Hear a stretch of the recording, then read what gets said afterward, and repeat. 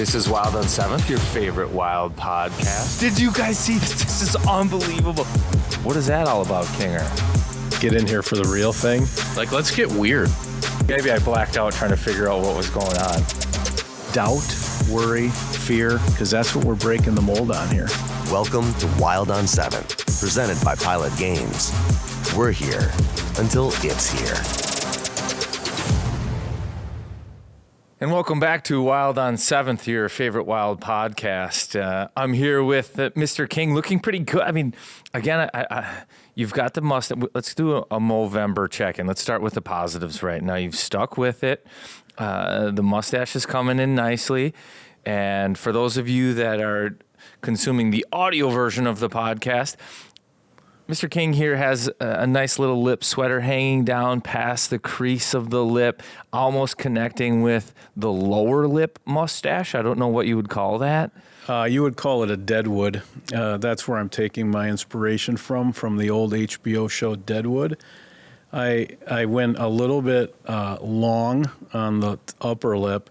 And then for the listeners at home, I have a flavor saver underneath my my lower lip, but not to the chin. No. And this is sort of a very Deadwood, Tombstone, if you like that movie. I think Doc Holliday had something like this. I'll be your Huckleberry, Carter. Yeah. I think it's almost like a flavor save. Like, it's not quite the flavor saver. It's like early. It's cut off a little bit. It's only like half the size of a normal flavor saver. The submarine's out of the water, though. I'm public with the mustache now. Kind of, but you're still trying to hide it with like a... When was the last time you shaved the beard?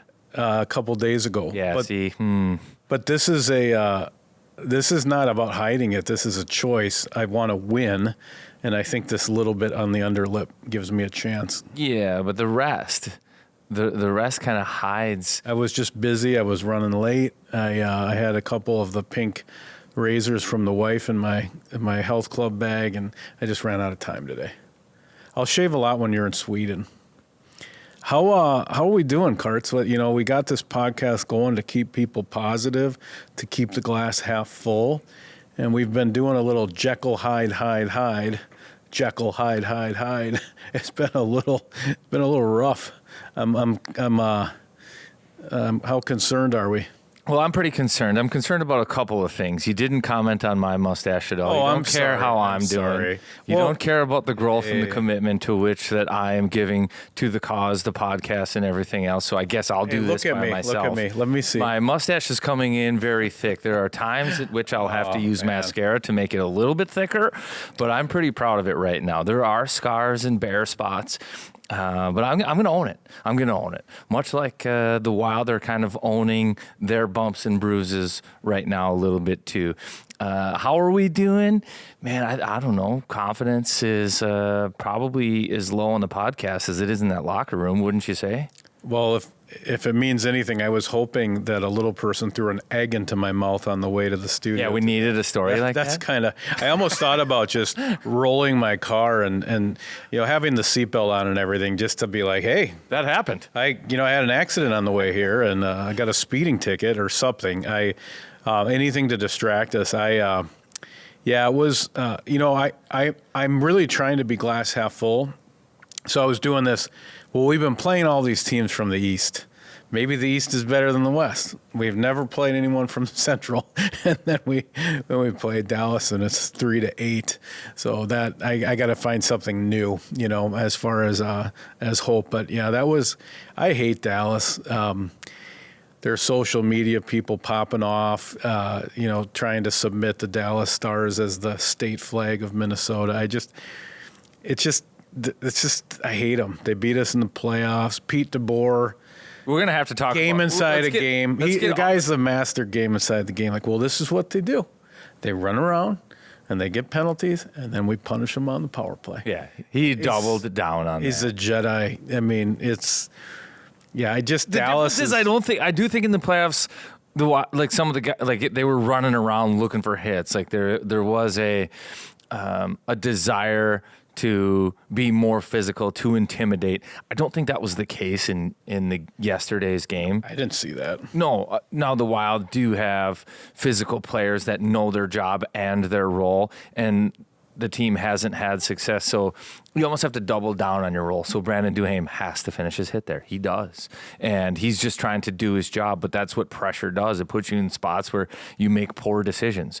He made a poor decision. It was a 5-minute major. That was the right call. I don't think he's going to be suspended for it. And the power play got 2 on it. And that's kind of the way things go when you're not playing well. And then it stings a little bit more when Pete DeBoer, and I think that was probably another thing that went untalked about, is this is the team that bounced you from the playoffs last year. You had a good game in Buffalo, despite the fact that you lost. And I looked up some stats. It's pretty rare. So the Wild had 2 power play goals in Buffalo, perfect on the penalty kill, 4 for 4.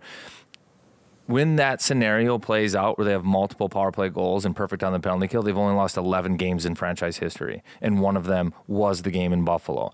They won most all categories and all games within the game in the Buffalo match, but they didn't get the result. And the scary part is when that bleeds over into the next one. And we talked about it on the Bally's program. You almost have to double down, know when to hold them, when to fold them. They need to hold. Like they did the right things in the Buffalo game. We've got to come out against Dallas and just play the same way. They won battles. They won face-offs. They won the special teams. They did a lot of things. So can they do that? And then it was like right off the bat, no.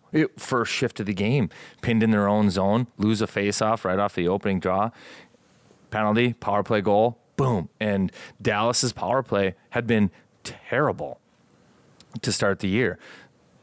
4 power play goals going into yesterday's game on the year, and the 4th one was the day before.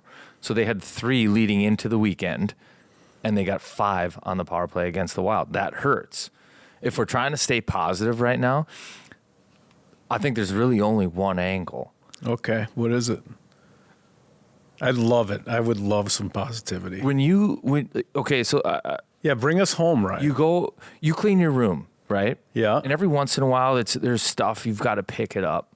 You pick it up, you put it in a drawer, you put it in the closet, you close the door, but there's still a mess behind that door. There's like still a bowling ball on a shelf, but you hidden away. Yeah, okay. Everything looks clean, but it's hidden away. All right. If you want a deep clean, you almost have to make things dirtier, uglier before you can get things truly cleaned up. You're not doing an ad read right now. It feels like the Dallas game was that. Like it was finally so ugly where they went in to clean things out and they just threw it all in there, and it was as ugly and as dirty and gross as it can get.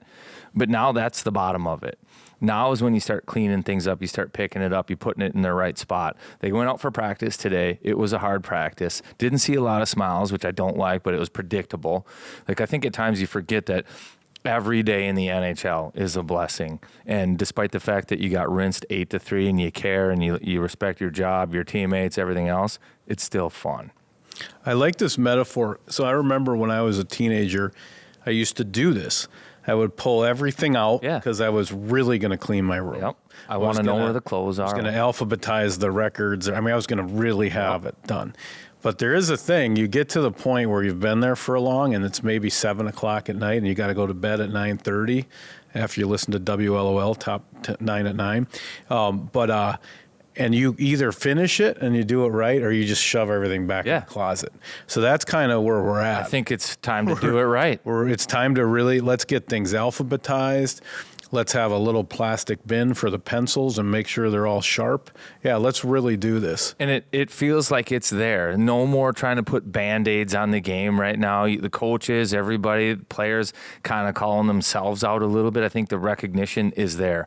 This isn't quite good enough, and we can't all of a sudden just flip a switch. I think that's another thing that this team has been able to do the last couple of years is play a stretch of 2 or 3 poor games, but then just like flip a switch, turn the wheel on, and then play good hockey. They haven't been able to just flip the switch this year. So now it's like, again, everybody's got to throw everything in the middle. We've got to air it all out and pick it up piece by piece. And it feels like that's where they are. So the positive, this might be rock bottom. That's the hope, right? You give up 5 power play goals against to a team that's power play wasn't good. Good players, but you let a divisional rival find their game and to where they were under pressure. And let's flip this. Let's pretend you're a fan of Dallas right now. What happened to our power play? They stink. It's the same group. They've only got 3 power play goals, one of the best power plays in the year last year. How is this possible? You've got Heiskanen, Hintz, Pavelski, Robertson. How's this power play stink? I don't know, but they did. For 14 games, they stunk. And then they brought it all together in one game, 5 goals, boom. Now it'll just be completely normal. All the pressure is gone. The Wild have to find a way to do that somehow, to have a perfect 7-for-7 on the penalty kill, and then boom, they're off to the races. They were good last year. The guys are the same. Figure it out, right? It seems like this Ottawa team, one of the 2 teams we're going to play, right, in Sweden, they're like in the exact same boat. I was just reading, like they're scuffling. They're just trying to figure it out. That's going to be a collision course, those 2 teams running into each other in Sweden, because somebody has to win the game. So is that the first game or the second game? Who do we play? Is it Toronto and Ottawa or Ottawa and Toronto? Do we know? Toronto's the second game, I believe. So okay, so yeah, that's a big game. I mean, that's a team that's scuffling as well, just like us. And what do you see now? You're up in the booth last night. I was just kind of reading the clippings, and it was like there's a lot of this, like, hey, our lunch pailers are doing their job. The bottom 6, those guys are all chipping in, and we need more from the top guys.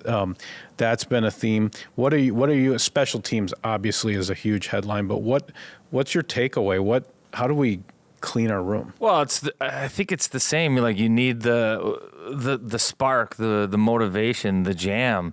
I don't know. Maybe the embarrassment. Maybe they need to have somebody over and see that the room's a mess and realize it's time. I don't know. But let's go through a couple of plays and things where I look at it from when I was playing that lens. The Dewar fight. He doesn't fight a lot. It's not really his role. It's something that a guy in that spot has to do. And I watched how it all transpired. I don't think Craig Smith was terribly interested in the fight, but Dewar needed one. And that was the guy that he picked. And you start to look at those things. You're like, why does he need one? Why does he need one there? Well, the team's not performing well. There's pressure. What are the messages in the room? Everybody do their job. You have to be good in your role.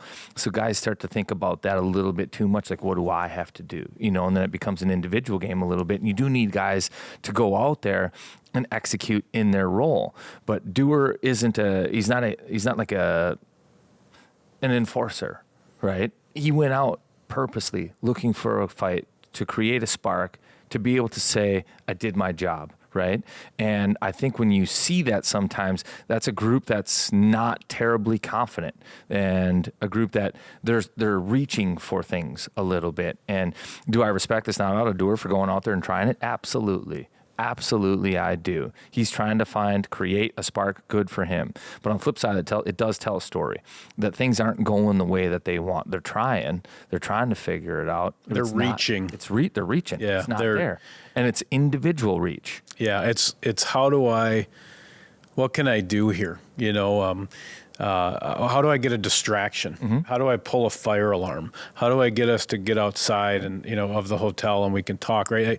I think that's absolutely right. Just what was the other play you noticed? Well, and then you start to look at the other plays now. So now you look at the skill guys, the plays that they're making. They know they can't cross the blue line and turn it over, but they're like, this is my job. This is my role. I'm good enough. They're forcing plays now. Mm-hmm. They're not letting it come to them. They're trying to make the plays. They're feeling the pressure. There's pressure all of a sudden here that there probably hasn't been in the past, right? Because they have been able to just flip that switch, play good, willful hockey, and win games. And right now they're trying that, and I think they're experiencing something they haven't in a long time. This core has not. We're trying. And we're not getting the result. And I think you see that up and down the lineup. And the skill guys, the top 6, they're trying just as hard as the bottom 6. The difference is it's not as easy to see. It's not go out and fight somebody there. I did my job. They've got to put a puck in the back of the net. And I know if you look at the Wild, they're 7th in the NHL in scoring. That's not their problem. They got to keep the puck out of their own net. And that's absolutely true. But it's just a confidence thing. When they're playing with the puck, they are keeping the puck out of their net. They're not playing with the puck well enough. They turned it over. I mean, we could go through the stats real quick. It's pretty lopsided from that Dallas game. Well, I even think they've given up the most goals total in the NHL. Yeah. I mean, that's a rugged ride there. Right. And a lot of it's these kind of games where things get out of control, but yeah. And you can't let them get out of control. And I'll catch heat for it, but Marc-Andre Fleury wasn't awful last game. I mean, he turned away 3 of 4 lone breakaways. When do you ever see a team give up 4 breakaways? You still lose 8-3. Yeah. I mean, it's unbelievable. And I saw other stuff too. He froze a puck and then he put it down and slashes it towards the dot after the ref blew the whistle. Ends up hitting, I think, Duhaime in the skate, and then he felt bad about it because he's like, Dewey, hey, come here. Sorry. That wasn't like me hitting the puck towards you. I'm not like mad at you. Yeah. I'm mad at like the situation, you know? And just another example of like frustration boiling over. I saw Boldy after a penalty take a slapper into the half wall or like right into the penalty box area. Just frustration, you know, like man, again. So I got to work through a couple things with you. So what are the lines right now? So yesterday he put back Zuki and Kirill and Hartman together. Was that just half of the game or the whole game? Okay. And where do you think we're at with the lines? Like, who's going to be playing with each other? Is it all bets are off because we just got rinsed? Well, so if you haven't heard when you listen to this podcast, Kirill Kaprizov did not practice today. And there's no information yet on why other than he's dealing with something and it's a maintenance day. So the top line was Rossi, Zuccarello, and Patan, who you would think is perhaps a placeholder for Kaprizov when he comes back. So that line would be intact. Then it was Eriksson Ek with Boldy and Johansson. Then it was Hartman with Foligno, Maroon. And then the fourth line was as it was in the Dallas game. So they've mixed things up a little bit. I think they'll change. There's the potential for changing personnel on the defensive side of the puck too. That means Merrill, draws in or something. Again, though, the personnel lines, I don't know how much that's the issue right now. Maybe a little bit, but I'm as lost in that regard as they are. I don't know the combos that would work. It's like the guys just kind of have to figure out and go play. So maintenance day, huh? I didn't even know that. I didn't see that on the ice. I just walked right by. I hope that's okay. One of the other debates online a lot is you see these people popping off about the top scorers, but then other people will come to their defense and be like, Zuki's 16 and 15, Kirill's 15 and 15. These are point-a-guy guys. They're both top 10 in the NHL in scoring, and they're the problem. So I think it's interesting that, I think having those guys together, and who knows what's happening with this maintenance day, but to me it's like, don't fight against it. Just put them together and let them. It seems like it makes Kirill happy. Just let them play together. It's almost like he's on a hunger strike when he's not playing with Zuki. So yeah, it just doesn't look right. I get your point that Kaprizov has 14 points in 14 games, and that would be a good year, but he's -9. Yeah. So that's when you have to factor that in. And he maybe is more. He's probably -11 after last game. -11, 15, and 15. Yeah, 15 and 15, -11 now. And way, if this was your golf handicap, the -11 is the one you're throwing out because it's the only one that's even close to that. And you do have to factor that stuff in from time to time. I don't love the plus-minus stat, but it changes so fast. Again, just to illustrate how Dallas's power play was struggling and how good teams, good players can still struggle for long stretches of time. Dallas's power play had 4 power play goals going into the game. They had surrendered 3 shorthanded goals. Their power play on the year was +1 after, 14 games? +1. Yeah. That's nothing. Your power play has done nothing for you. You might as well play 5-on-5 the entire time. They're better at it. You know what I mean? And sometimes you have to net it out like that. And Kaprizov take away his power play points from the production, and 5-on-5, which is what makes him more of a star than a lot of these other players, is that he competes 5-on-5 and is good. Hasn't been there. Maybe it's turning the pucks over. Some of these minuses, we know he's got 3 or 4 of these minuses while on the power play or in 6-on-5 situations. So sometimes that's not always fair too. But it's just playing with the puck and managing the puck a little bit better. And yeah, the offense is there, but they're feeding the rush the other direction too. The question on just kind of how you, as a player, you're going through a stretch like this. I find myself like panicking, right? Like I have all kinds of ideas right now that are probably not the right ideas. I'm like, we got to, Jesper Wallstedt. He's going to Sweden. this guy's supposed to be the goalie of the future. Just throw him in the mix. Maybe he goes in there and no pucks go past him for 2 months. He goes on a Devin Dubnyk-like run. I'm just like, is it better to just have quiet feet and just kind of weather through it, or start pulling levers? Because it's easy to get too high or too low, and I think you're right. Just settle down. It's early. We haven't played. We're getting past it being early. Yeah, but I don't know what, like, I almost want to just scramble the eggs, or like, and I don't even know how the Wallstead thing would even work, or if that's even possible. And that's not an indictment on our current goalies. I'm just saying, like, I'm looking for a fix. Yeah, I'm looking, like, if he went in there and he just was in Sweden, he's having the time of his life, and no one can score on him for a couple months, and we get out of this hole, I'd be thrilled. Also could completely mess up our goalie prospect in all the wrong ways too. But that's exactly it. You have to factor in opportunity cost. Yeah. Right? Like, and what you're trying to do. We were desperate, and so we just screwed you, kid. And if it's real. So if he is deserving of the opportunity, then I think you can make that decision, that call, and go with it. If he's not deserving of it, and there's a difference between somebody playing so well that you can't keep them out of the net versus somebody playing poorly to where we have to put you in the net. And I'm literally a massive difference. I know. I'm only thinking of, is this like a dad that's been on a business trip for a week and just buys a gift at the airport? Like, this is not about Gus. This is not about Flower. It's like, what's something we could do that would magically make everything okay for 2 weeks? And if that happened, I don't know if it would, but I'm like, well, maybe. Let's go with the playbook. Wallstead in there, it gets better. Let's go with the playbook. And this is why it feels like it's getting close to rock bottom. Playbook. Management. Make a trade. Everybody says it's close, it's tight in there. We're all friends. This is awesome. We're going to go to battle together. Kalen Addison isn't here anymore, right? Yeah. Zach Bogosian is now here. That's like handbook. I don't know what number, but that's in the handbook. The next one is a bigger deal, and you can go down the line. There are things that you start to handcuff the people that make these decisions, because there's not that many more decisions to make. It's just it becomes a personnel problem, and that's where it would be nice. And you don't want to take anybody out, but and the people say this all the time, and it is true. Nice guys, they're great. Like John, you're a nice guy, great guy, but I wouldn't want you on the power play out there. You know what I mean? Really? Yeah. Well, okay, good. Point is, if I'm on the power play, no one's going to Sweden. Point is, we're just canceling the trip. You can't just be a nice guy. You got to be able to play too, right? And these guys can play now. They're running out of time to just go do it. So I don't know what the spark would be. I really don't. If I did, geez, that'd be great. Coaching. Yeah, we got to. NUA, I know.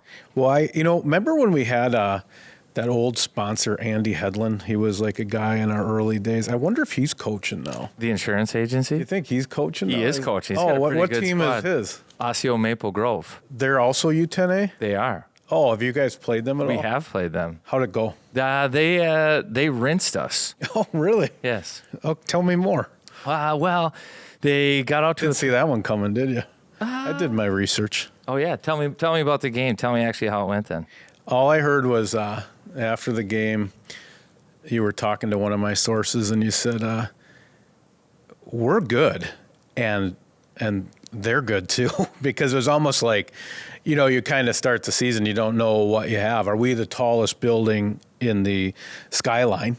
And I think it's really good early on to say, like, oh, there's another building. This is, and so I think. Not that you were surprised or thought you couldn't lose or something, but it was like, oh man, okay. It was a good lesson for Noted. It was a good lesson for our group. It was our third game in 3 days. We haven't had like a terribly competitive one, and we have a goaltender that can play out, or another girl that wants to play goaltender. So we had a girl that hadn't played goal yet in the goal, and then our goaltender played out, and it was. Oh, okay. It was a different scenario, and our goaltender played great. It could have been more than 5-on-3, but just this is where that one, we can put that one on the coaches, because all of a sudden we changed the vibe around the group a little bit, and then their Osseo Maple Grove is good. Yeah, it's a hockey factory right now. They were good. They were strong. They were fast. They were aggressive. They could score. Their goalie was good. I mean, 3-0. We didn't have. I don't think we had a sniff. So I got one more Carter story because we need stuff like this right now. It's been a little hard. We do have Brock Faber on the show as our guest, and that to me is like, for Minnesotans, that's like your pacifier and your blanket. So I think that's gonna. Besides watching Brock Faber pet dogs on Instagram, listening to him on the podcast should be soothing for people going through a hard time with our Wild right now. But I'm down in Mankato. I go to this new rink, this beautiful rink that Unreal has sponsored, and all I can think of, I got to see if Carter's jersey's in here. And it's a beautiful place with like a bar and bowling and arcade. I can't find your jersey anywhere. I'm looking, I'm thinking, this is great. There's no Carter jersey down here in Mankato. You were number 22 on the Mavericks. They have a 22 jersey, but it was for hockey day. So then I finally meet the guy who runs the place. I'm like, he goes, we got a Carter jersey. He says, it's in the executive suite. Walks me down the hall, whole nother area, executive suite, your jersey hanging right over the couch. You're with the royalty, not with the people. I was surprised by that. You're in like the back room executive suite where literally a CEO would sit and like look at their phone and do business in the corner. But you were there, so you know what's great about Mankato hockey too? That rink is pretty damn cool. I'm really proud of this. They used to have pictures of us that played in the NHL from Mankato up on the wall in the big rink. Yep. But there's now too many to fit up there. So now it's just like the Cup winners. It's just the All-Americans that are up there. So there's a lot of us that just got the boot because, hey, we didn't cut it. We weren't good enough. And I'm proud of Mankato and Hastings and the group down there because it's in a spot where my jersey shouldn't be in these rinks now. The kids that have come through can play, and they're good. It's in there. I did try to get a story about you, and the one guy was your former assistant coach, and he just said he's a great guy. And I'm just like, okay, thanks. And nothing. He's like, Carts? Yeah, he's great. I got nothing for him. Well, there's plenty of stories. You just got to do more work. I know. I think it was the mustache. He went. But you didn't talk about we got a gym down there too. Like we've got a presence in there. ETS has got a gym right in the same rink. Nice. Like once again, you stopped by the arcade, the restaurant. Yeah. But you didn't notice there was a gym in there, huh? So speaking of which, if you're looking for some coleslaw, the best in the world comes from Jimmy's. Because usually Different gym. Here to do, the only gym I go into is a Jimmy's salad dressing and dips. Not true, but their coleslaw is the best. They got original, they got pineapple, and they got fat-free. So check it out. Put it on a burger. Mix it with some beans. Get that little hot, cold, soft, crunchy combo, and check it out. It's the best. It's the best-selling coleslaw in the state of Minnesota, in the state of hockey. That's Jimmy's salad dressings and dips. Don't sleep on the slaw. Don't you be messing with my dressing. Something real creepy about you and that whisper with a flavor saver and a mustache. Yeah, I don't know exactly how this mustache is going to turn out. The wife hasn't said anything. Like it's almost like just not acknowledging it. You know, she's got the blinders on.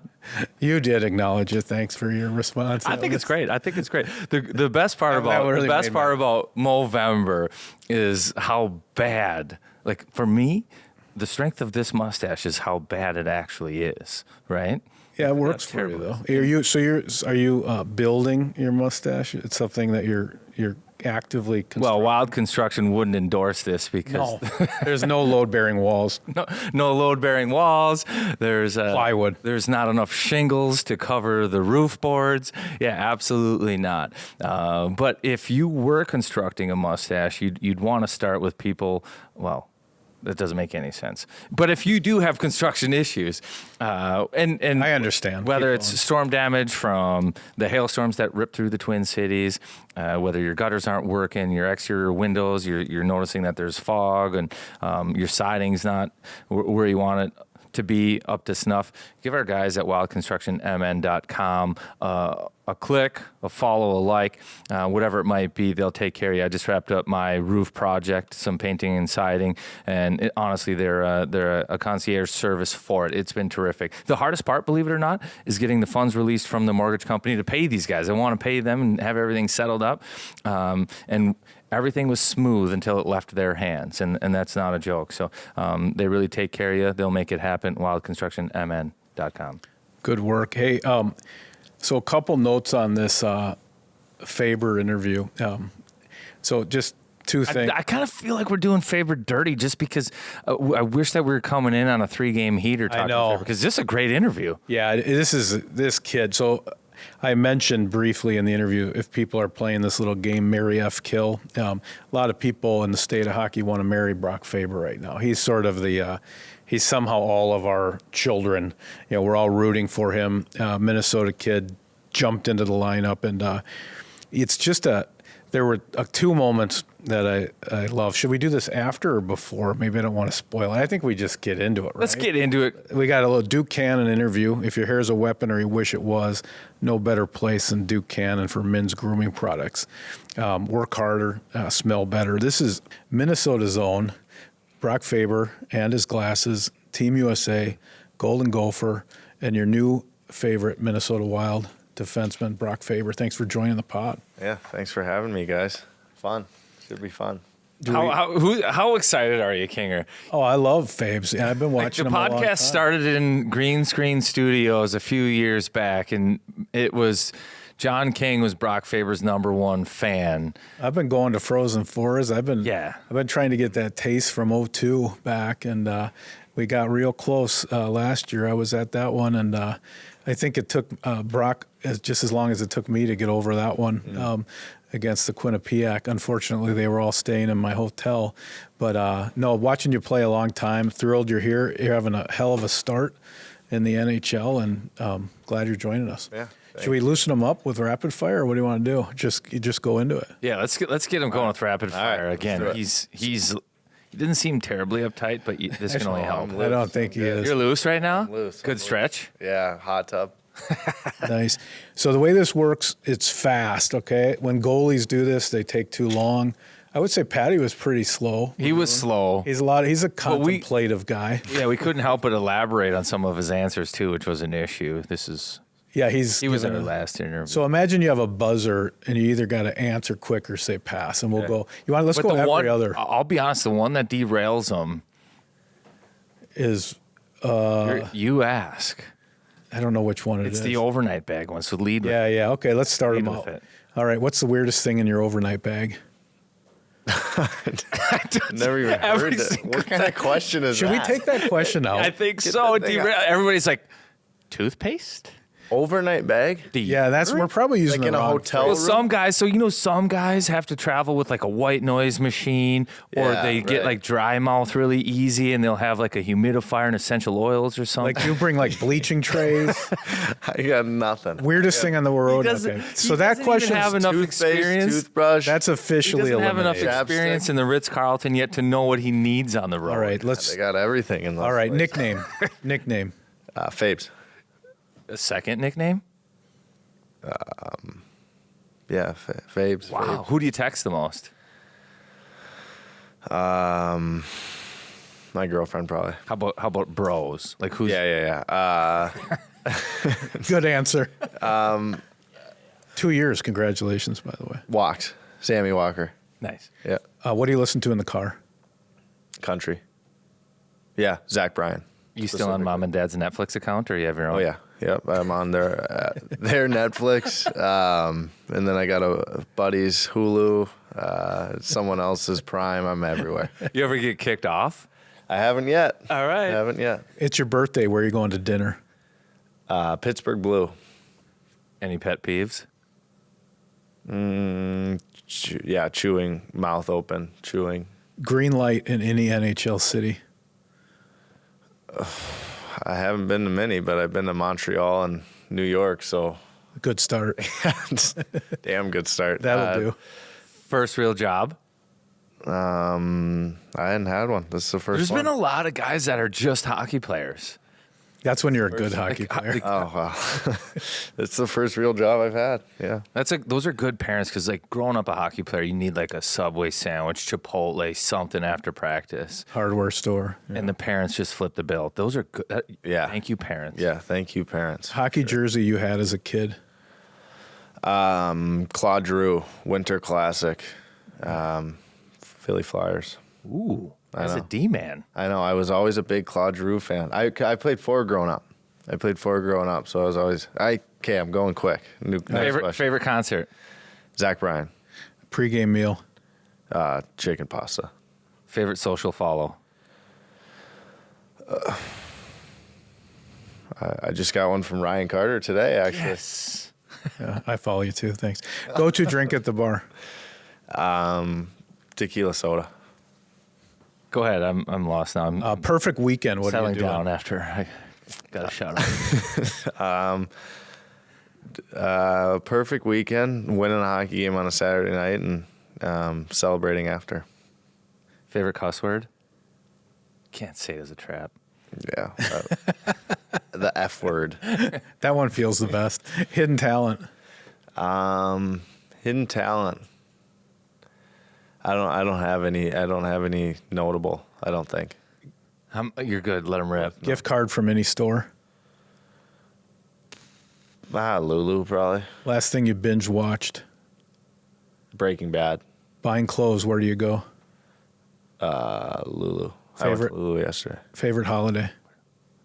Christmas. Who plays you in the movie? I like Bradley Cooper. I feel like we don't resemble at all, but I want to look like Bradley Cooper. He's like the. I think we all want to look like Brad. I know. Who would be his actor version? Because he's like Alicia Cuthbert, like the girl next door, right? Like everybody, Well, I'm trying to say, like, Well, he's wholesome. I don't think I can say this on the pod, but No, like, but- the Mary F. Kill. As a dad of He's only the daughters, Mary, right? as the He's- dad of only, think? as Yeah, the I've dad been of hearing- only I've been hearing you daughters, in there. yeah, you would be like a top of our list, dad of only daughters, for being the guy. Yeah. Wow, I appreciate that. But you Could never Bradley know. It could Cooper be. be Oh, that no, guy? yeah, I Could feel Bradley like that's Cooper be fair. that guy?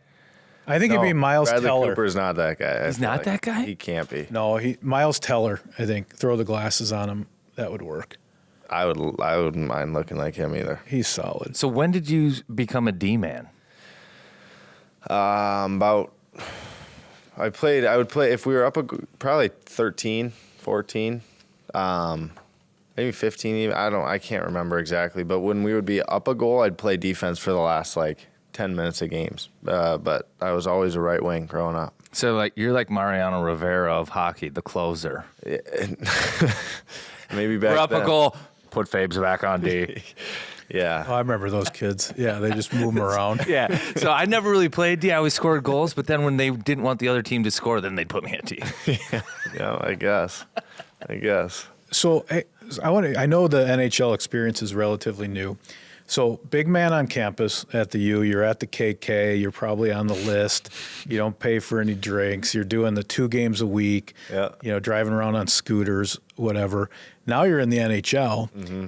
Obviously more dough, but like what's the big time college experience like compared to the NHL experience? Does it feel like a job now, or is it still like, do you find those little moments? Yeah, I mean, it definitely, there's a lot more pressure, if you will, but I mean, I still, it's still so enjoyable. I enjoy the hell out of it, every day, being able to practice, play, obviously more games. That's incredible, right? Because college, it's 2-hour practices Monday through Thursday, and 38 game seasons, 40 game seasons. So it's not, it's not much different, really. I don't step foot in the KK as much as I did in college, but I'll make it back every once in a while. Yeah, I guess the KK now is New York City after a game or Montreal after a game, so you'll be just fine. What's the biggest difference from, let's go, I want to go on the ice and off the ice with this question, from college to the NHL? On the ice first. On the ice, it's so much faster. I think,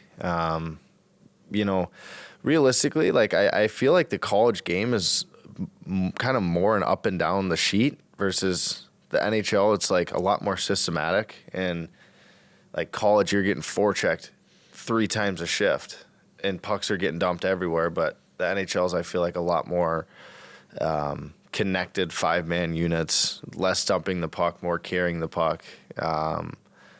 But yeah, and every guy's stick that's what I've noticed as a defenseman is every guy's stick is always in the right spot, whether they're your teammates or opposing team. I feel like that's you miss one pass or you're not hard on one play and it's turned over, like no doubt. Mm-hmm. That's the biggest thing that I've noticed. It's like if you take one pass off, it's like every play matters. It's crazy. It's crazy. That's the biggest difference for sure. I remember one of my first games I was playing against Brent Sopel, and I made like a couple plays like around him trying to, and his stick knocked everything down. And it was just one of those little moments, little things where like, boy, this NHL is different, man. These guys, everything everybody does is good. Right. There's no saucing cross ice. There's none of that crap. There's no putting it through guys' skates or triangles. It's just obviously for some players in this league they can still do that, but I'm not quite there yet. How about off the ice? Off the ice it's similar. I'm a Minnesota kid, so it's you'd get recognized as a Gopher and with the Wild, really. So whether we're going to bars or out grocery shopping, I feel like there's maybe it's ramped up a bit though, but it's cool though. It's really cool. And I didn't play college for a Big Ten school, but like the meals are different. Like nutrition, they pay much more attention to. Right. Travel is obviously much easier off ice, and there's a lot of differences. Like I think there's maybe a little more emphasis too in college hockey about trying to have the guys be a team and they all hang out and they're all peers. But NHL, it's you got 18-year-olds at times and you'll have 40-year-olds at times. Like you're old enough to be some of these guys' their kids' older brother and stuff. Right. It's a little different. But again the travel too here is just incredible. The planes, the food. The food, you definitely have to watch because you're always eating. There's always food. So it's like, the Never Hungry League. Never Hungry League, exactly. So that's a whole lot different from college where, college you're going to Chipotle 4 times a week. Then to mix it up, you go to Jimmy John's for dinner. So that's a whole lot different too. So you had a big summer where, as I understand it, you were really focused and maybe live with Walker and were kind of working, getting stronger. And I've noticed you're really playing, having watched you at the U, you're way more offensive in the NHL, unless I'm missing something. I mean, you're below the dots. You're really pushing things. Was that a deliberate decision, or did the coach kind of say, hey, Fabes, you got leash, use it? Or what happened? What did you do this summer to get ready? Yeah, I mean, I feel like I've always had an offensive side to my game. Not like elite by any means, but I know that I can make plays offensively and develop into hopefully, be a more elite in the offensive zone and with the puck on my stick, things like that. But I don't know, the game's just different. Like I feel like college was just so run and gun, and you're playing 20 high 20s a night. It's like that's kind of really all I cared about because I just hated getting scored on by these kids in college, right? It's but now I feel like it's almost been easier to kind of play a little bit more offense at this level because not only it's just the guys on your team are always in the right spot. They're always communicating. They're always, if you jump down, someone's always going to fill in regardless. Yeah. So it's like, it's just little things like that. But I mean, I'm trying and I've turned pucks over this year, that's for sure. But again, I am looking to develop more offensively, and I feel like, I'm getting there. That's another thing with the NHL that's different is you absolutely can count on your teammates to be exactly where you need them at the exact time that you need them. And that is across the board, every situation, all times. Mm-hmm. It's like their job to know what you're doing, and the decision that you make, they have to read and they have to cover for you. So it's like you do get to play a little freer. And they used to say that the NHL is actually easier to stay in than it is to get to, because once you're there, everybody makes the game, your teammates make the game easier for you because of that. Right. Like, you don't have to think for everybody, you just think for your own self. You go out and play. Right. But I think Dean's system would be like this. You have leash, and then you've got your dog that's on like a fixed leash, like a little 6-foot lead. But then some coaches, they have the retractable ones where you can go out to like 15 feet if you want to check out the mailbox across the road. Yeah. Dean's got one of those retractable leashes. A button? Yeah, Right. exactly, the button. Yeah, The button snaps back, though. It'll snap back. Like you turn a couple pucks over, he might press that button. You might press Right. it. But Yeah. Thankfully, I haven't gotten yelled at too much so far, but hopefully limit those turnovers so my leash can stay at about 6. No, you're beyond 6. But Yeah. Dean's, Yeah, right. Dean's system, I think, encourages more getting past that fixed leash. Like, we Right. want you guys to be a part of it. For sure. Extend plays, and that has to be encouraging. And every time you turn a puck over and somebody doesn't say something to you, if you're a young player out there, that is a positive thing. Go out there and try it again. Right. Hey, Right. who's the most entertaining guy on the bench during games? Like, especially maybe the decor. Yeah. Like, did you ever just get a kick out of someone like this guy? It's just, I could just be recording this. Yeah, Patty's obviously up there, but I and the dues are always fun. But the decor, I just like sitting next to the decor. Like it's like a whole different like. It's like a. Everybody says it's a different world. Yeah. It's like just a different bench. I feel like. It's Midsy's funny. See, always like, how's his gear holding up these days? He's got equipment problems, we hear. Midsy? Yeah, lots of always skate. Something's wrong with the skate. doesn't fit He right. fell a couple times today. I don't know what was. I've never heard anything. He fell because he cut his mustache off. Can you imagine? He's out of balance. How, he's aerodynamic. got to feel so weird. We couldn't even light. pick him out in that Halloween photo because he had the no mustache. All right. Hey, what do you have a roommate? Like, what are you doing with your NHL life? You got your own Alone. place? Is that weird though? Does that has to be an adjustment? You go from college roommates to a silent house. Yeah, it's weird, but we're never really home. Like I've slept in my bed probably 10 times since I moved in. So, but it's great. I kind of love it. I think I'm living in the same place as Addie. Addie lives there. Bolds used to live there. Marco lives there now, and it's all like Doers in the loop, the North Loop. Shawzy's around. Bolds obviously is around. So, I'm kind of right in the mix there. Quiet night at home, like you turn on the fireplace, cross the legs, read a book, like I actually no. I was this summer. That's what I he tried does. I tried to get into reading actually, but Oh yeah, what'd you read? I don't even know the title. It started of summer. I read like 6 chapters. it was before summer got going because you're part of the greatest summer of all time. It was Yeah, you were the summer of yes. summer. Yes, Zach Bryan, you got everything. Nickelback. You're Raynard, Fair. Yeah, so the reading was at the. I put the book down a lot this summer. Yeah, I don't think you were reading. I think I saw you out 10 times, and Yeah. I might have only gone out 10 times. Coming from Minnesota, like now you had maybe, I don't know if it was your acting debut, but you brought your mom along. So how cool was that? Like, did your mom think that you'd bring her all the way to the big screen and then all of a sudden she'd be there on television? Yeah, well, when Sicky told us probably middle of training camp that we're filming that, so I texted my mom. I didn't really know what he said because it was kind of like a quick conversation, but I was like, I think we're gonna shoot a commercial and you're gonna be in it. And she was like, "Oh, okay." Yeah, she didn't care though. She loved it. She was a pro too. It was great. It was She's great. cold. I got to ask you this. So now 3 stories. Okay, you played in a golf tournament last summer. You lost your wallet. You showed up at this Gus Bus commercial. You were wearing. It was cold. You're wearing. I think you were barefoot with sandals, a t-shirt. We have to get the producers to give you clothes.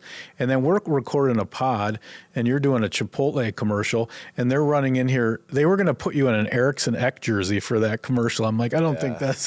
What do you leave the house with? you a just hot mess? A t-shirt? You or a what? hot mess? What's going on? So everyone will attest. I wear my in the summer. It's flip flops for me everywhere. Okay. So I flip flops, bar, practice, workout, everything. Didn't put a pair of shoes on other than flip flops all summer. Got So it. slides or flip flops? No, like flip flops. Thong flip flops. Yeah, right. We don't And call them slides here. Some people call slides. Slides are the slides Yeah. are the sandals. Yeah. Okay. I would call. I don't know. Whatever. But I flip flops everywhere. But You're dressed today. I'm proud of you. Yeah, I thought about it last night. Is this from someone else that was I down wore the hall? this yesterday, actually, Okay. to be honest with you. I'm not going to lie. I'm doing laundry right now, and I have about 6 loads to do because I haven't done it since I moved in, basically. But, yeah, I don't I normally feel like I'm pretty good about dressing and my wallet, but you just caught me 2 bad times. The Jordans are fresh today, though. Are they new? Thank you. I've had them for a bit. But they still look nice, thankfully. So How many suits in the closet now? I think I'm up to 6. And I just went shopping yesterday. I bought a lot of stuff yesterday, a bunch of winter stuff. This is actually one of my favorite questions. You sign the ticket, and signing bonuses aren't what they used to be. But did you treat yourself to anything? Or first paycheck clears? Maybe that was the inspo. Yeah. Right now is and a lot of fans, if you don't know, players don't get paid all year round. It's from day one of the regular season to the final day of the regular season, and it's all divided out. But you don't get your first paycheck till about 3 or 4 weeks after. So you the just season probably starts. got it. Just got his first. Just got it 2 days ago, I think. So you did go out and So yeah, He went to Lulu. but I don't have any. I didn't have. See, you didn't splurge. I have. I think I didn't spend like a ton, but I never really bought clothes for myself. So I think I have a pretty good wardrobe, to be honest with you. Like shoes, I have a lot of shoes. I have a lot of suits. It's good because you lot of leave it at home. glasses. Yeah, but sometimes I don't bring it out. a lot of glasses 3 pairs.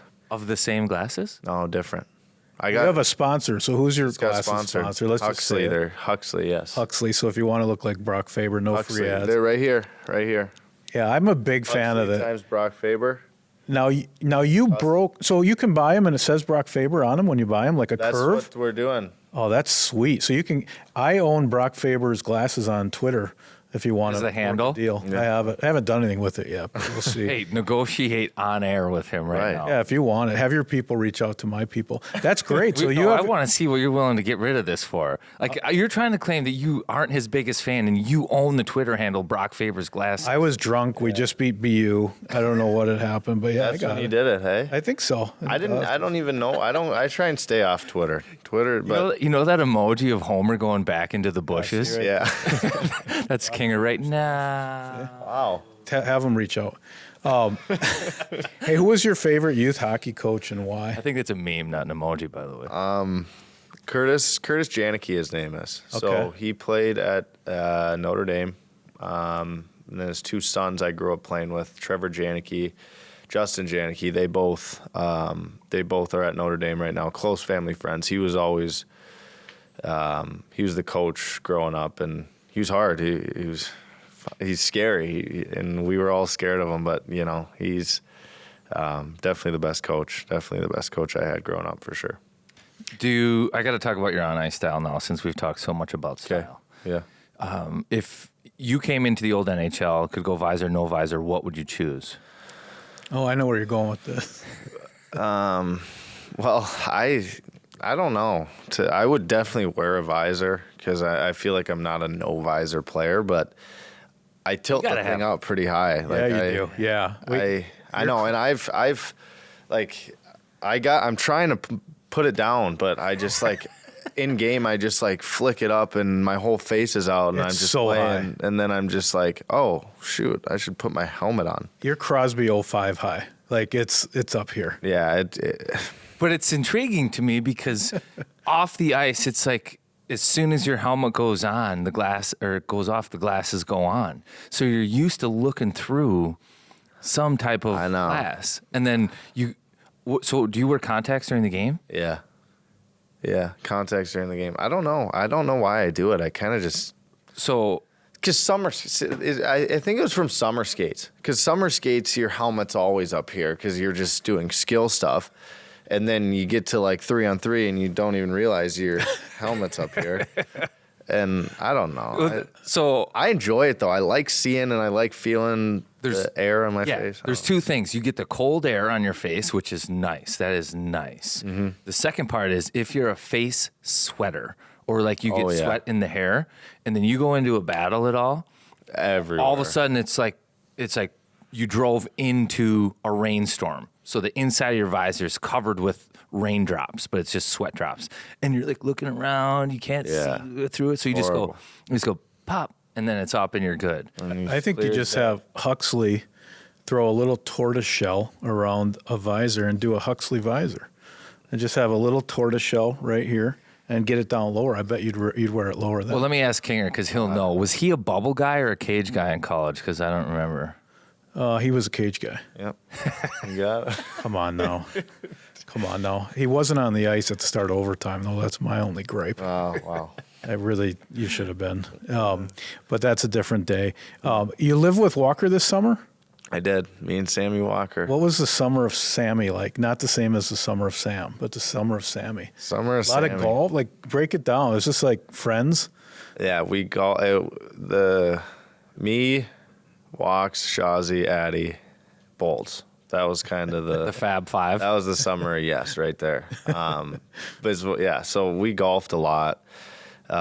We'd come in here every day, work out, skate, then, golf, and then, as soon as it hits Friday, then we go from there. So it was great, though. It was great living with him. He's fun to live with. He's always singing. He's always playing his guitar. He's always doing something. So Is he Let's good at pump up his guitar? hockey camp Great. too. Did you go to his camp at all? Yes, I did. I went to his camp, talked to the kids for a bit. So if you're a hockey parent listening, make sure you sign your kid up for Sammy Walker hockey camp. He camp. runs it out of Ridgefield Ice Arena, if I'm not mistaken, Yep, right? you got it. So make sure you support that because it's actually a great camp too, and he does a good job. All the kids love it. It's a ton of kids from, I'm pretty sure it's Squirts to Bantams now.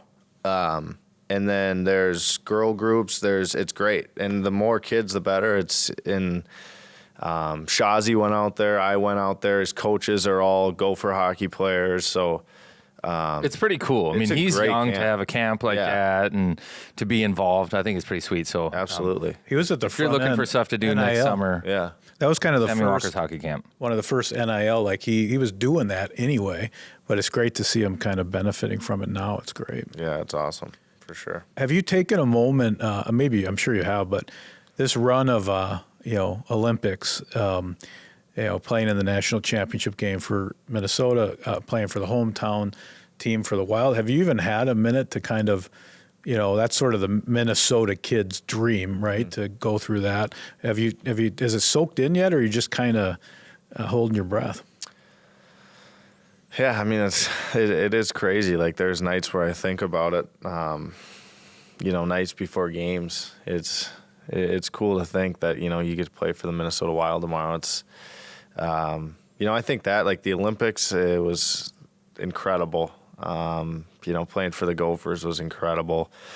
We were a few minutes short there, but, and now the Wild, it's a dream.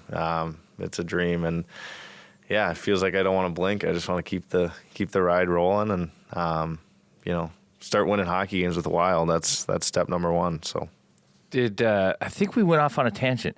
Did you buy yourself anything? Did you splurge on anything? Because did we get an answer for that? I don't think we did. No, I didn't buy. You went to Lulu. I didn't buy nothing. No, I was. You buy mom and dad anything? No, because signing bonuses are a little different than they used to in be. the NHL versus NBA or. Oh, it's way different than it used to. Because those guys off signing bonus, they buy a house. They're set.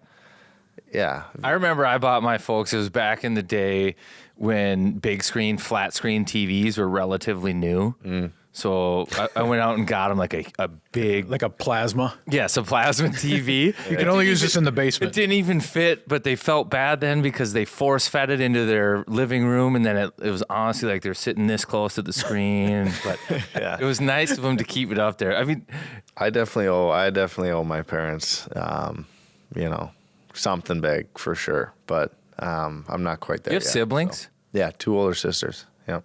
How are they? They've obviously got to be happy for you. And Yeah, they're loving it. And my oldest sister, she doesn't know much about hockey. She's kind of the brains of the family. So she's with her boyfriend, or soon to be husband. Next summer they're getting married. They're together. They're bounced back and forth from Chicago. Both work. Both doing great. And then second oldest sister, she's at home with the parents still. So she's doing great as well. Paige, you know Paige. Yep. We all know Paige. Playing adapted, her adapted sports growing up, and she's still playing hockey. She's still coaching all the adapted sports. So working at Applebee's. So she loves it. Oh, fantastic. That's solid. Yeah. Do you have a dog? Yeah, Snoop, Black Lab. Okay, so you'll like this. My wife we have a golden doodle, and I think her Instagram, like whatever her version of the For You page, is just all dog stuff. Yeah. She walks into the room yesterday. She knows we're interviewing you, and she says, "The Wild should just give Brock that dog, because all I see on Instagram is him petting that dog. Yeah. He obviously loves the team dog the most, or you should have that. Patty, yeah. So this team dog, he's got your heart, huh? Yeah, I mean, I've always been a big dog fan. We got Snoop, Snoop a long dog. time ago. He's 8 maybe. But then, yeah, my sister just got a dog. Golden Retriever Goose is his name. After Top Gun. Picture of Goose. This is my. Shout out Goose. That's so great. First of all, he still carries photos in his wallet. Love it. And then he's got a photo of Goose in the wallet. Oh yeah, I don't have one of Snoop Dogg yet, but yeah, no, I'm a huge dog person. I love dogs. I love big dogs though. Because dogs are big dogs. I don't, No little like ones. Bernie's I'm not gonna Mountain talk Dog about- big. Yes, love the. I didn't love those as much, but I'm starting to love those more. But golden retrievers, black labs, yellow labs. So I had to double take because where were we just last? What was the last city we were in? Jersey. Mm-hmm. And I'm going into the meal room to grab like the final coffee before the game. And I think you were having a snack, or you maybe were the only one in there too. And on my way out, a dog walks in, and it was like you had jumped up and you were like petting the dog instantly. He's like, "There's a dog in the meal room on the road," and you were all over. I was all over it. Yeah, all over this dog. Great looking dog too. It was I'm a big Just dog. a dog guy. I love dogs. Who doesn't? The Wild social team, I think Brock Faber petting dogs is doing pretty well for them. Is that the next Twitter handle? Yeah, wait. Oh, I don't take that one too. Hey, do you do your own Instagram, or do you have like people that help you now? No, I do my own. So this caption was excellent. So, Karts, this could be a thing for us. So we started this pod because being a Minnesota fan has been rugged on all the sports. And we want to get over the hump, break the mold. And when you scored your first goal, you said, "Dreams come true, eyes north. Let's keep rolling." I like that idea of eyes north. I think that's what Minnesota needs to do. Eyes north, go. Let's go. What did that mean? You just pulled that out. Threw it to you. I'm not That's from all the huge book reading. social media guy, but It's a strong occasionally. caption. But You a poet at heart? I might be. Eyes I mean, north. I read like 6 chapters this summer. I like that he doesn't know what book it was. No, I forget what it's called. That's the ticket to enjoying reading, though. If you don't like it, put it down. That's because of your older sister. I tried. You were like, I'm going to read a book too. I kept thinking, I was talking to Walks too. I was like, I don't remember the last time I don't even know if I finished a book in my life. Like, I don't know if I've even read a book in my life. Like, who hasn't read one single book? But he was Where the red fern grows, something. He was like the same thing. He was like, You should do The I haven't even read a Outsiders. book either. So What was the book about? Let's see if we can figure. What do you remember from the 6 chapters? okay? So Genre. this guy moved to Memphis Okay. with his soon-to-be wife as well, I believe, and he got a job at this sketchy, like, I don't even remember what the job was, but Sounds like record shop. okay, he got this job, but then like sketchy things were happening, and this like job paid for a new car, house, all this crap, but like something was going on. Were you reading The Firm by John Grisham? It was fiction. Like we could.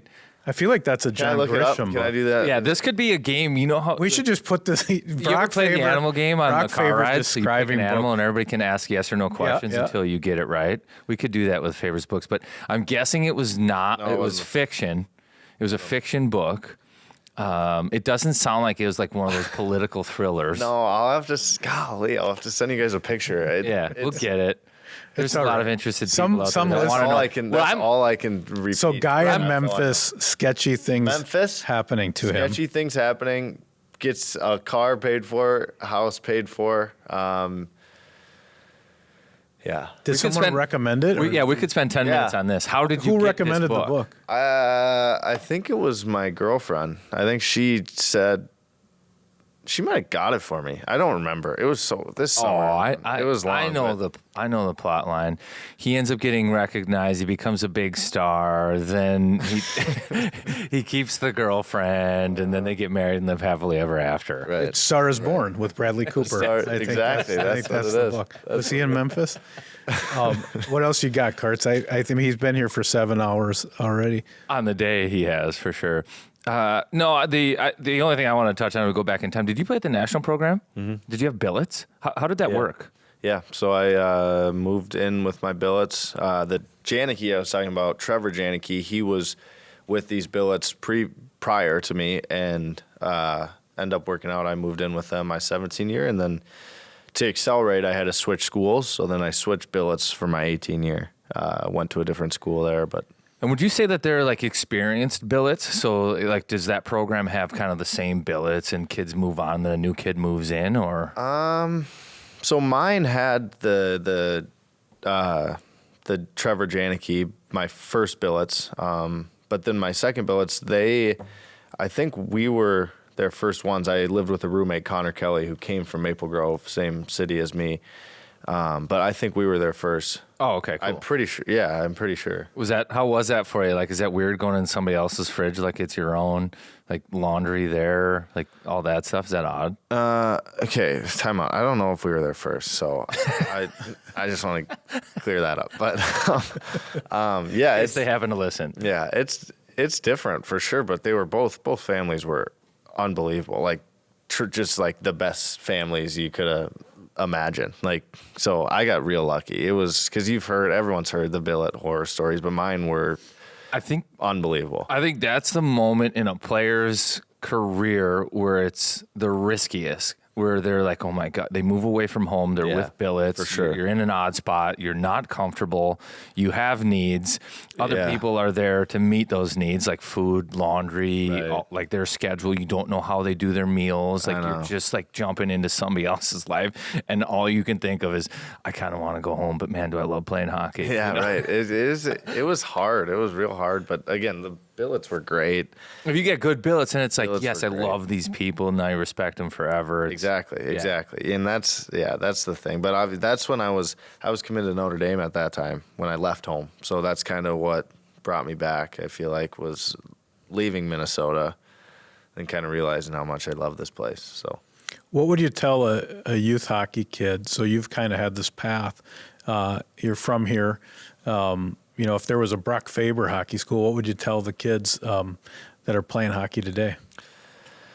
Yeah, I don't know. I mean, I feel like kids now are just so different from. I mean, I'm still young, right? Like, so me as a kid is different from some of the vets when they were kids. But even now, just like these kids have with social media and all this, and care so much about scoring goals and all that. Which scoring goals are great, but winning hockey games are what matter. And I think being a good teammate, just being a good person. Like I feel like, there's kids that are just like little shitheads, like just be a good teammate, have fun, play this game, say thank you, do things the right way and live this life the right way, and good things will happen. But and I think coaches now are different too. Like when I was getting yelled, like I was scared shitless if we lost a game and I played bad and had to ride home with my dad or Curtis Janicki, like.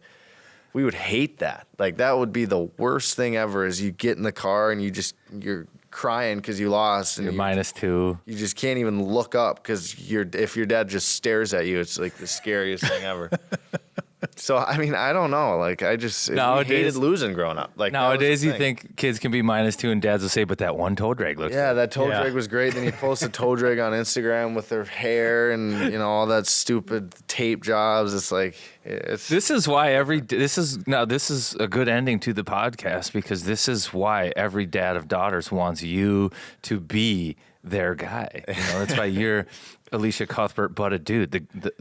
The the boy next door. Oh, yeah. Right? Like, Well- just be a good person, be a good teammate, Right. enjoy the ride. You know, that's all. That was a hell of an answer. I'm really glad I asked that question. It is. Yeah, that's a good, because I feel like that's something like I'm gonna be hard on my kid. Like that's just how it is. That's how it's supposed to be. You're supposed to teach them the way to live life, right? And hockey's a game, but it's I learned more things from hockey than I'll learn from anything else ever, right? Mm-hmm. So I don't know. I think it's changing for So sure. we need a nickname now then. So like Knock Faber, like Hard Knocks Faber. No, I'm not. Does he look like he's gonna? I don't know. You might make your kid cry, but you have to take your glasses off. Yeah, he'll probably just kids Stock now neighbor. just chirp my glasses and be like Brock 4 Faber, your eyes. stock neighbor.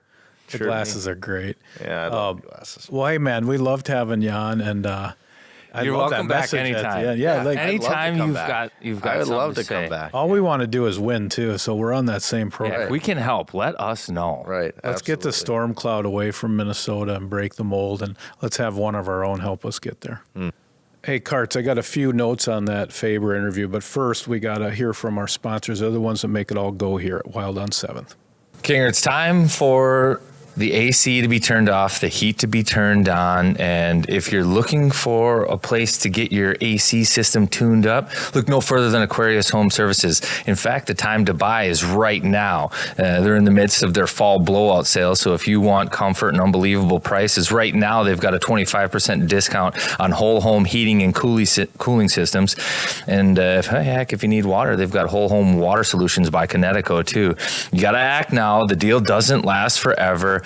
Get your home heating and cooling systems checked out, or if you're looking for just worry-free water, they've got that there too. But it all starts with a free water analysis. For that, call our friends at AquariusHomeservices.com, or I should say check them out at AquariusHomeservices.com. They're earning the right to be recommended. If you're looking for some fresh, delicious milk, you're going to want to check out Cub. 48 hours from farm to shelf. You're not going to find that anywhere else. You're going to pay less. So head on into your favorite neighborhood grocery store, Cub, and get yourself some delicious milk. Lean into it and end up with a Jake Middleton-sized milk mustache. Thank you for being here, Cub. All right, so what do you got? Like, what stood out to you in the Faber interview? Well, a couple things. I for sure want one of our listeners to figure out what book he tried to read. Do you know? Do we know yet? No. I mean, talk about limited information. Memphis, guys working for a company that might be shady. He only read 6 chapters. That's all we have. Memphis shady company. So some listener, You didn't get past character development. no, it did sound like The Firm, kind of like the John Grisham book from back in the day, but I don't remember where that guy was living. And he got it from his gal. Got it from his gal, so kind of let her down too, which is funny because she wanted him to maybe read more. So that is just Hey, maybe you should read. that's just amazing.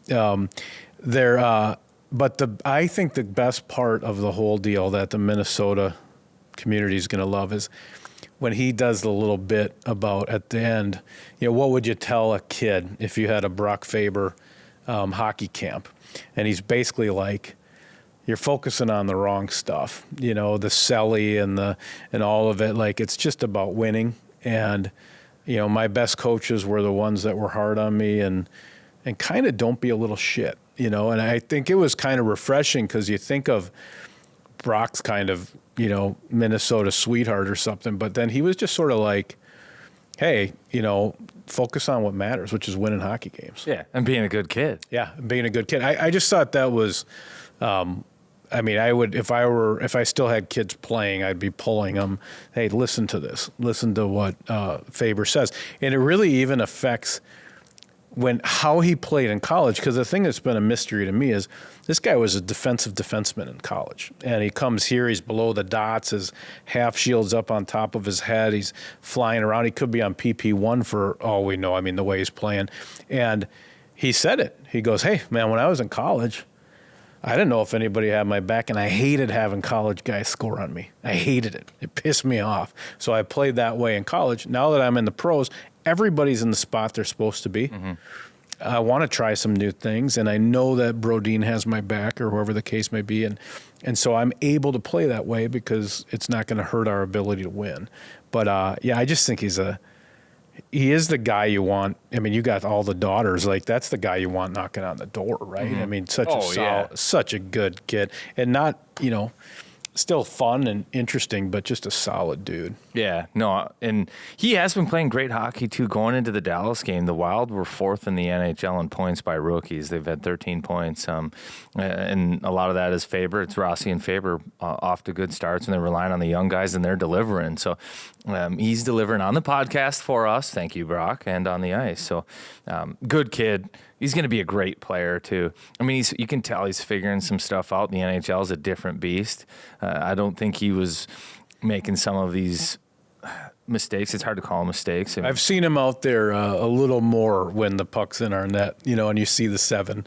I mean, you do got to remember he's a rookie. And there's give take. There's give take to rookie. Offense and defense. You can sit back and give up no odd man rushes against ever, but at the same time, then you maybe won't have as much ozone pressure and you'll be defending the entire time.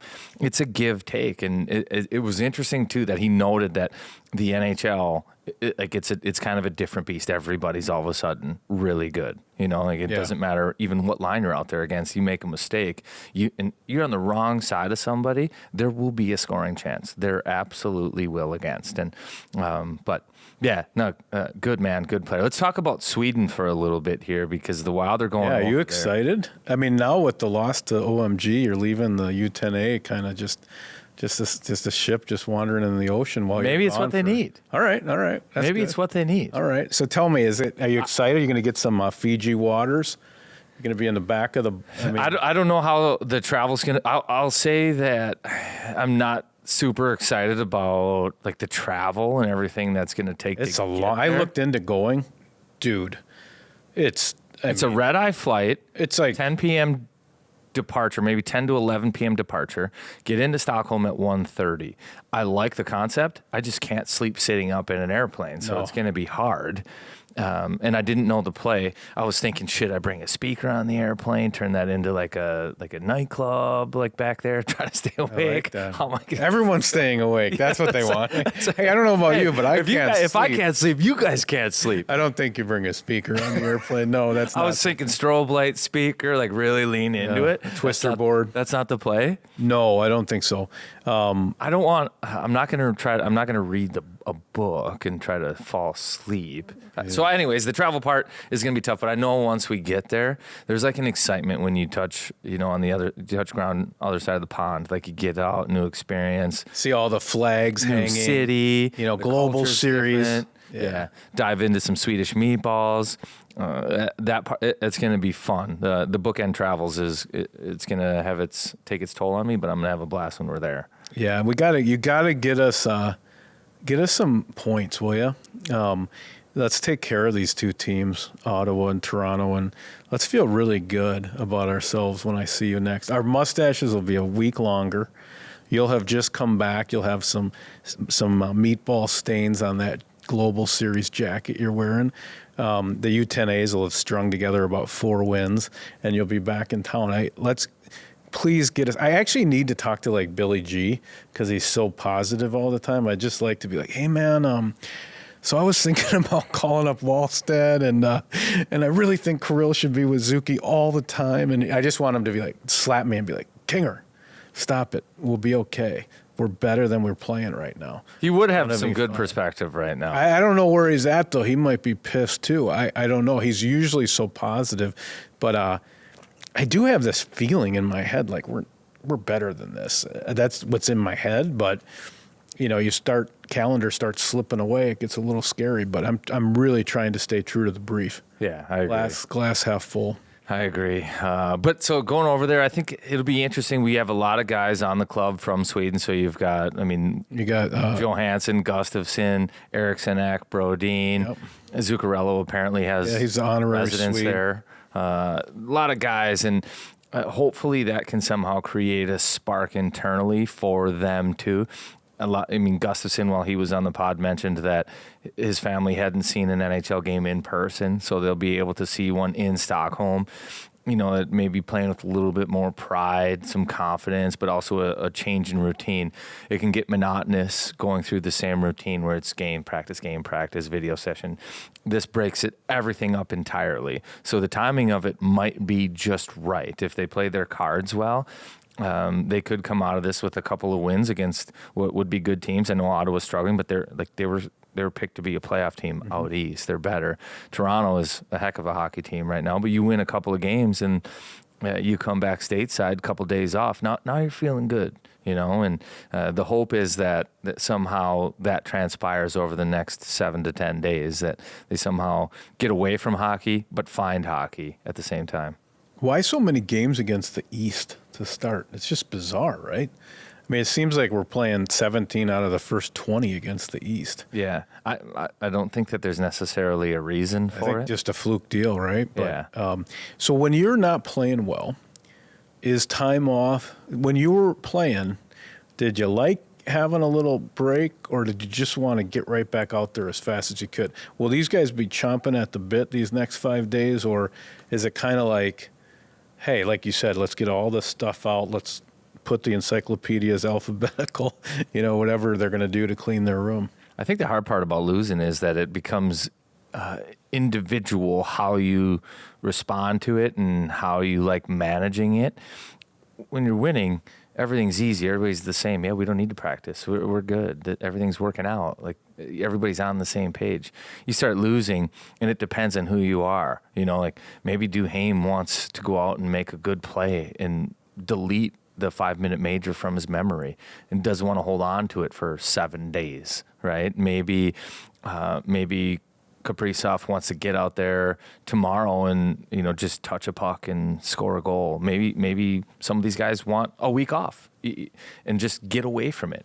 That's the hard part about losing, is everybody copes with it in a different way, I think, and it's not an individual thing. Like, yeah, I'll have to be on the same page. Y'all do the same thing. So that's what for me made it hard. What I always liked is, heck, we play 82 games. Let's just go. Let's work. When things weren't going well, what I would double down on is work. Like my hands might go, your confidence might go, but you can still work. You can still skate. You can still battle. And it's almost like reset. Let's simplify. Just work. I don't know if that's where they'll get to.